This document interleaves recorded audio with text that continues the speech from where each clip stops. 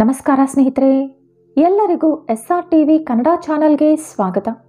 ಈ ವಿಡಿಯೋದಲ್ಲಿ ಎಂ ಅಕ್ಷರದಿಂದ ಹೆಸರು ಶುರುವಾಗುವವರ ಭವಿಷ್ಯ ಈ 2024ರಲ್ಲಿ ಹೇಗಿದೆ ಅಂತ ತಿಳ್ಕೊಳ್ಳೋಣ. ಆದರೆ ಅದಕ್ಕೂ ಮುಂಚೆ ನೀವಿನ್ನೂ ನಮ್ಮ ಚಾನೆಲನ್ನು ಸಬ್ಸ್ಕ್ರೈಬ್ ಮಾಡ್ಕೊಂಡಿಲ್ಲ ಅಂದರೆ ಖಂಡಿತ ಈಗಲೇ ಸಬ್ಸ್ಕ್ರೈಬ್ ಮಾಡ್ಕೊಳ್ಳಿ. ಹಾಗೆ ಹೊಸ ವಿಡಿಯೋ ನೋಟಿಫಿಕೇಷನ್ಸ್ಗಾಗಿ ಪಕ್ಕದಲ್ಲಿರೋ ಬೆಲ್ ಐಕಾನ್ ಕ್ಲಿಕ್ ಮಾಡ್ಕೊಳ್ಳೋದನ್ನು ಮಾತ್ರ ಮರಿಬೇಡಿ. ಸಂಖ್ಯಾಶಾಸ್ತ್ರದ ಪ್ರಕಾರ ಎಂ ಅಕ್ಷರದಿಂದ ನಿಮ್ಮ ಹೆಸರು ಪ್ರಾರಂಭವಾದರೆ ನಿಮ್ಮ ಲಕ್ಕಿ ನಂಬರ್ 4. ಈ ನಂಬರ್ಗೆ ಅಧಿಪತಿ ರಾಹು. ಹಾಗಾಗಿ ನೀವು ಜೀವನದಲ್ಲಿ ರಾಹುವಿನ ಪ್ರಭಾವ ಅನುಭವಿಸುತ್ತೀರಿ. ಹಾಗೆ ಈ ಸಂಖ್ಯೆ ಮಾಘ ನಕ್ಷತ್ರದ ಅಡಿಯಲ್ಲಿ ಬರುತ್ತದೆ. ಇನ್ನು ಮಾಘ ನಕ್ಷತ್ರದ ಅಧಿಪತಿ ಕೇತು. ಇದರಿಂದ ರಾಹು ಕೇತು ಗ್ರಹಕಾಟ ನಿಮಗೆ ಇದ್ದೇ ಇರುತ್ತದೆ. ಇನ್ನು ಎಂ ಅಕ್ಷರದಿಂದ ಹೆಸರು ಶುರುವಾಗುತ್ತಿದ್ದರೆ ನಿಮ್ಮ ರಾಶಿ ಸಿಂಹ ಆಗಿರುತ್ತದೆ. ಸಿಂಹ ರಾಶಿಯ ಅಧಿಪತಿ ಸೂರ್ಯ. ನಿಮ್ಮ ರಾಶಿಗೆ ಅಧಿಪತಿ ಸೂರ್ಯನಾಗಿರುವುದರಿಂದ ಜೀವನದಲ್ಲಿ ಹಣ ಹಾಗೂ ಸಂಬಂಧಗಳು ಬಲವಾಗಿರುತ್ತದೆ. ಇನ್ನು ಈ ವರ್ಷ ಆಗಸ್ಟ್ವರೆಗೂ ನಿಮಗೆ ಅಷ್ಟಾಗಿ ಸಮಯ ಚೆನ್ನಾಗಿಲ್ಲ. ಕೆಲಸದಲ್ಲಿ ಸಾಕಷ್ಟು ಒತ್ತಡ ಅನುಭವಿಸುತ್ತೀರಿ. ಇನ್ನು ಕೆಲಸ ಕಳೆದುಕೊಳ್ಳುವ ಸಾಧ್ಯತೆ ಕೂಡ ಹೆಚ್ಚಾಗಿದೆ. ಪ್ರಮೋಷನ್ಸ್ ಕೂಡ ಆಗಸ್ಟ್ವರೆಗೂ ಸಿಗುವ ಸಾಧ್ಯತೆ ಕಡಿಮೆ. ಹೀಗೆ ಕೆಲಸದಲ್ಲಿ ಅಭಿವೃದ್ಧಿ ತುಂಬ ಕಡಿಮೆ ಇರುತ್ತದೆ. ಇನ್ನು ಆಗಸ್ಟ್ ನಂತರ ಸೆಪ್ಟೆಂಬರಿಂದ ಡಿಸೆಂಬರ್ವರೆಗೂ ನಿಮ್ಮಷ್ಟು ಅದೃಷ್ಟವಂತರು ಮತ್ತೊಬ್ಬರಿಲ್ಲ ಅನ್ನುವ ರೀತಿಯಲ್ಲಿ ನಿಮ್ಮ ಜಾತಕ ಬದಲಾಗುತ್ತದೆ. ನೀವು ಮುಟ್ಟಿದ್ದೆಲ್ಲ ಚಿನ್ನ ಆಗುತ್ತದೆ. ಯಶಸ್ಸು ಅನ್ನುವುದು ನಿಮ್ಮ ಕಾಲಿನ ಬಳಿ ಇರುತ್ತದೆ. ಹೊಸ ಹೊಸ ಉದ್ಯೋಗ ಅವಕಾಶಗಳು ನಿಮ್ಮನ್ನು ಹುಡುಕಿಕೊಂಡು ಬರುತ್ತದೆ. ಕೆಲಸದ ಕಾರಣದಿಂದ ವಿದೇಶಕ್ಕೆ ಹೋಗುವ ಸಾಧ್ಯತೆ ಕೂಡ ಹೆಚ್ಚಾಗಿದೆ. ಹೊಸದಾಗಿ ಕೆಲಸಕ್ಕೆ ಸೇರಿಕೊಂಡಿದ್ದರೆ ನಿಮ್ಮ ಸಾಮರ್ಥ್ಯ ತೋರಿಸಲು ಕೂಡ ಇದೇ ಸರಿಯಾದ ಸಮಯ. ಜನರು ನಿಮ್ಮ ಕೆಲಸಕ್ಕೆ ಮೆಚ್ಚುಗೆ ಕೂಡ ವ್ಯಕ್ತಪಡಿಸುತ್ತಾರೆ. ಸೆಪ್ಟೆಂಬರ್ 2024ರಿಂದ ಡಿಸೆಂಬರ್ 2024ರ ಅವಧಿಯಲ್ಲಿ ನಿಮ್ಮ ಆತ್ಮವಿಶ್ವಾಸ ಹೆಚ್ಚಾಗುತ್ತದೆ. ಹಾಗಾಗಿ ನೀವು ಯಾವುದೇ ಕೆಲಸಕ್ಕೆ ಕೈ ಹಾಕಿದರೂ ಯಶಸ್ವಿಯಾಗುತ್ತೀರಿ. ಇನ್ನು ವ್ಯಾಪಾರಸ್ಥರು ಕೂಡ ಈ 4 ತಿಂಗಳ ಕಾಲ ಒಳ್ಳೆ ಲಾಭ ಪಡೆದುಕೊಳ್ಳುತ್ತೀರಿ. ನೀವು ಹೊಸದಾಗಿ ವ್ಯಾಪಾರ ಶುರು ಮಾಡೋದಿದ್ರೆ ಈ 4 ತಿಂಗಳಿನಲ್ಲಿ ಶುರು ಮಾಡಿದರಂತೂ ತುಂಬ ಒಳ್ಳೆಯದು. ಇನ್ನು ಹಣ ಇನ್ವೆಸ್ಟ್ ಮಾಡುವವರು ಈ 4 ತಿಂಗಳ ಒಳಗಡೆ ದುಡ್ಡು ಇನ್ವೆಸ್ಟ್ ಮಾಡಿದ್ರೂ ಕೂಡ ಒಳ್ಳೆ ಲಾಭ ಪಡೆದುಕೊಳ್ಳುತ್ತೀರಿ. ಜನವರಿಯಿಂದ ಆಗಸ್ಟ್ವರೆಗೂ ನಿಮಗೆ ಅಷ್ಟಾಗಿ ಚೆನ್ನಾಗಿಲ್ಲ. ಹಾಗಾಗಿ ನೀವು ತುಂಬ ಜಾಗರೂಕರಾಗಿರಬೇಕು. ವಿನಾಕಾರಣ ಕೆಲಸದಲ್ಲಿ ಯಾವುದೇ ಕಿರಿಕಿರಿ ಇಟ್ಟುಕೊಳ್ಳಬೇಡಿ. ಈ ಸಮಯದಲ್ಲಿ ನಿಮ್ಮ ತಪ್ಪು ಇರದಿದ್ದರೂ ಕೂಡ ಇತರರು ನಿಮ್ಮನ್ನು ಬಲಿಪಶು ಮಾಡುವ ಸಾಧ್ಯತೆ ಹೆಚ್ಚಾಗಿದೆ. ಹಾಗಾಗಿ ಯಾರ ಕೆಟ್ಟ ದೃಷ್ಟಿಗೂ ಗುರಿಯಾಗಬೇಡಿ. ನಿಮ್ಮ ಕೆಲಸ ಆಯಿತು, ನೀವಾಯಿತು ಅಂತಿದ್ದರೆ ನಿಮಗೆ ಒಳ್ಳೆಯದು. ಈ ಸಮಯದಲ್ಲಿ ನೀವೇನೇ ಮಾಡಿದರೂ ಅದಕ್ಕೆ ಅಷ್ಟಾಗಿ ಬೆಲೆ ಸಿಗುವುದಿಲ್ಲ. ತಲೆ ಕೆಡಿಸಿಕೊಳ್ಳಬೇಡಿ. ನಿಮ್ಮ ಜೊತೆ ಕೆಲಸ ಮಾಡುವವರೇ, ನಿಮ್ಮ ಸ್ನೇಹಿತರೇ ನಿಮ್ಮ ಬೆನ್ನಿಗೆ ಚೂರಿ ಹಾಕುವ ಸಾಧ್ಯತೆ ಹೆಚ್ಚಾಗಿದೆ. ಇನ್ನು ಈ ಸಮಯದಲ್ಲಿ ವ್ಯಾಪಾರ ಕೂಡ ಅಷ್ಟಾಗಿ ನಡೆಯುವುದಿಲ್ಲ. ಬಿಸಿನೆಸ್ ಲಾಸ್ ಆಗಿ ನಡೆಯುತ್ತೆ. ಆದರೆ ಆ ಎಲ್ಲ ನಷ್ಟ ಕೂಡ ಆಗಸ್ಟ್ ನಂತರ ಸೆಪ್ಟೆಂಬರಿಂದ ಡಿಸೆಂಬರ್ ಒಳಗೆ ಭರ್ತಿ ಆಗುತ್ತೆ. ಧನಲಕ್ಷ್ಮಿ ನಿಮ್ಮ ಕೈಯಲ್ಲಿ ನಾಟ್ಯವಾಡ್ತಾಳೆ. ಪ್ರಮೋಷನ್ ಸಿಗುತ್ತೆ. ಸಂಬಳ ಹೆಚ್ಚಾಗುತ್ತೆ. ವಿದೇಶಕ್ಕೆ ಹೋಗುವ ಸಾಧ್ಯತೆ ಇದೆ. ವ್ಯಾಪಾರದಲ್ಲಿ ಲಾಭ ಬರುತ್ತೆ. ಹೀಗೆ ಎಲ್ಲ ಅನುಕೂಲಗಳು ನಡೆಯುತ್ತೆ. ಈಗ 2024ರಲ್ಲಿ ಎಂ ಅಕ್ಷರದವರ ವೈವಾಹಿಕ ಜೀವನ ಹೇಗಿರುತ್ತದೆ ಅಂತ ನೋಡೋಣ.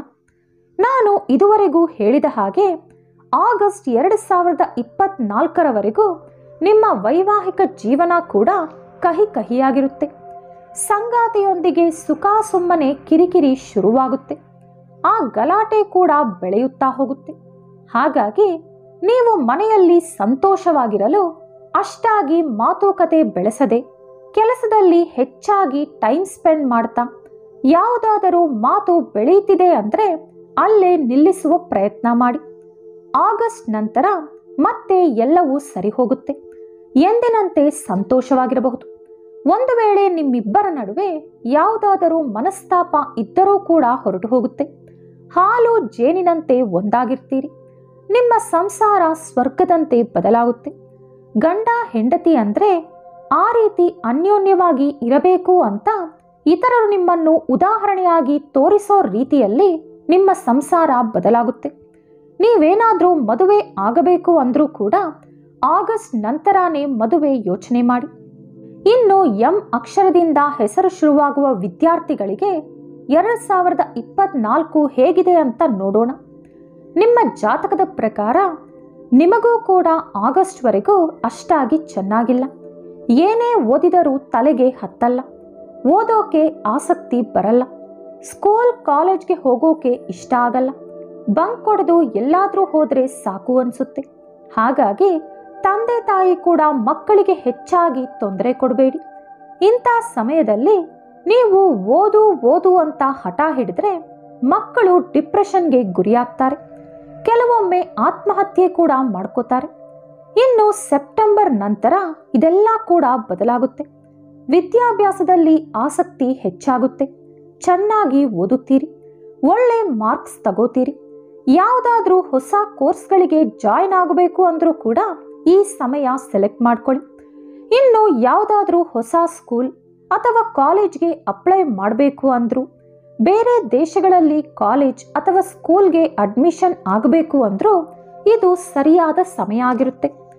ಇನ್ನು ಪ್ರೀತಿ ಜೀವನ ಅಥವಾ ಲವ್ ಲೈಫ್ ಬಗ್ಗೆ ಮಾತನಾಡೋದಾದರೆ ಆಗಸ್ಟ್ 2024 ನಿಮ್ಮ ಪ್ರೀತಿಯಲ್ಲೂ ಕೂಡ ಬಿರುಕು ಕಾಣಬಹುದು. ಸುಖ ಸುಮ್ಮನೆ ಮನಸ್ತಾಪ ಬರಬಹುದು.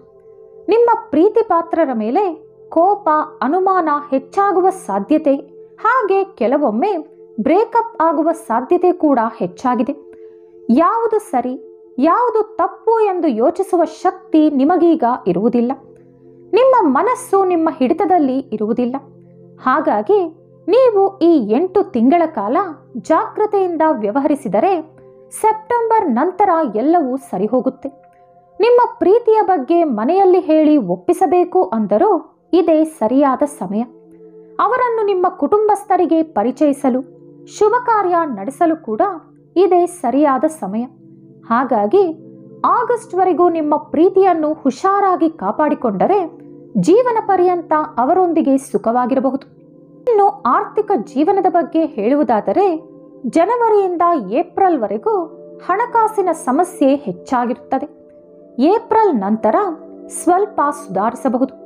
ಹಾಗೆ ನಿಧಾನವಾಗಿ ಸುಧಾರಿಸುತ್ತಾ ಆಗಸ್ಟ್ ನಂತರ ನಿಮ್ಮ ಆರ್ಥಿಕ ಸಮಸ್ಯೆಯೆಲ್ಲ ಹೊರಟು ಹೋಗಿ ಹಣ ಕೈಯಲ್ಲಿ ನಿಲ್ಲುತ್ತದೆ. ಹಾಗಾಗಿ ಜನವರಿಯಿಂದ ಆಗಸ್ಟ್ವರೆಗೂ ಯಾರಿಗೂ ಸಾಲ ಕೊಡುವುದಾಗಲಿ, ಹಣ ಅಧಿಕವಾಗಿ ಖರ್ಚು ಮಾಡುವುದಾಗಲಿ, ಎಲ್ಲಾದರೂ ಇನ್ವೆಸ್ಟ್ ಮಾಡುವುದಾಗಲಿ, ಯಾರಿಗಾದರೂ ಶೂರಿಟಿ ಕೊಡುವುದಾಗಲಿ ಮಾಡೋಕೋಗ್ಬೇಡಿ.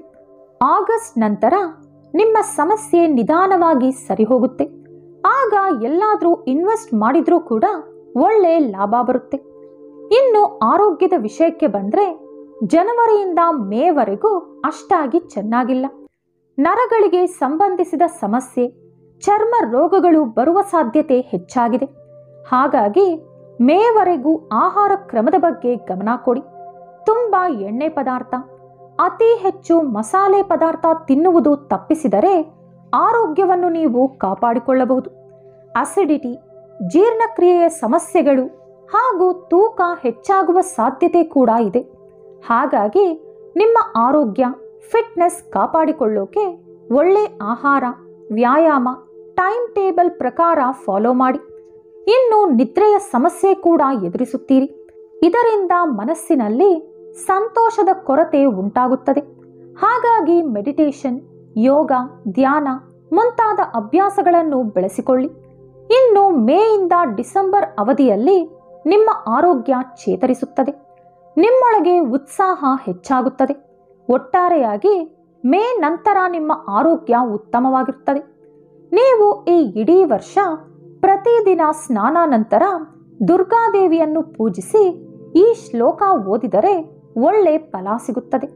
ಹಾಗೆ ಕೆಟ್ಟದಾಗುವುದನ್ನು ಕೂಡ ತಪ್ಪಿಸಬಹುದು.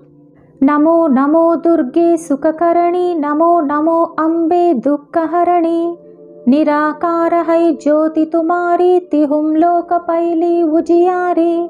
शशि ललाट मुख महाविशाला नेत्र लाल भ्रुकुटी विकराला। रूप मातु को अधिक सुहावे दर्श करत जन अति सुख पावे। तुम संसार शक्ति लय कीना पालन हेतु अन्न धन दीना। अन्नपूर्ण हुई जगपाला तुम ही आदि सुंदरी बाला।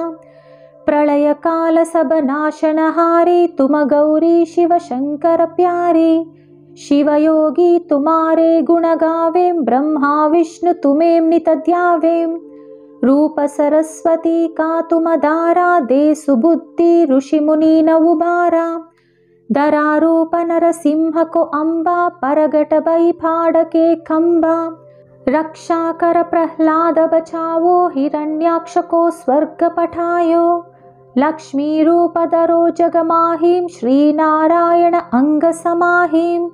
क्षीर सिंधु में करत विलासा दया सिंधु दी जय मन आसा। हिंगलाज में तुमीं भवानी महिमा अमित न जात भकानी।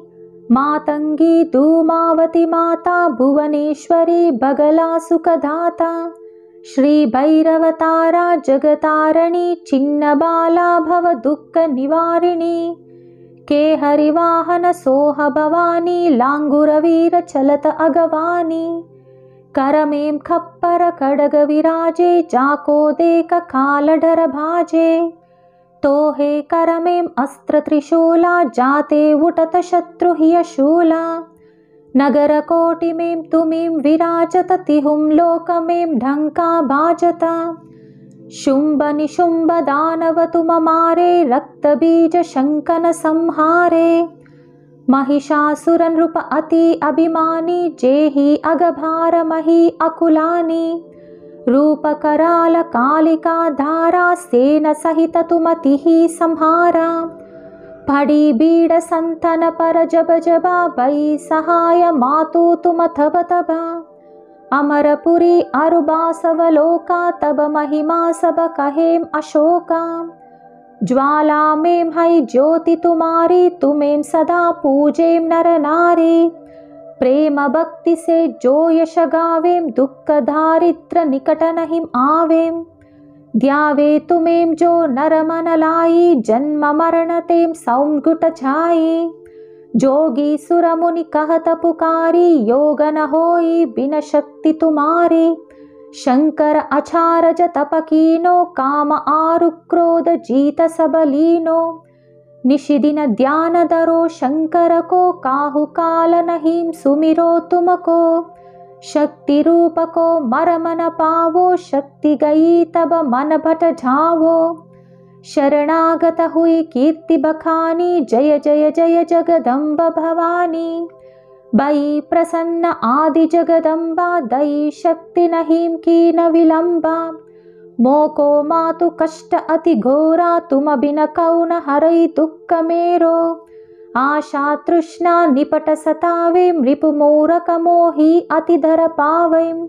शत्रुनाश की जय महारानी सुमिरौं इकचित तुमें भवानी।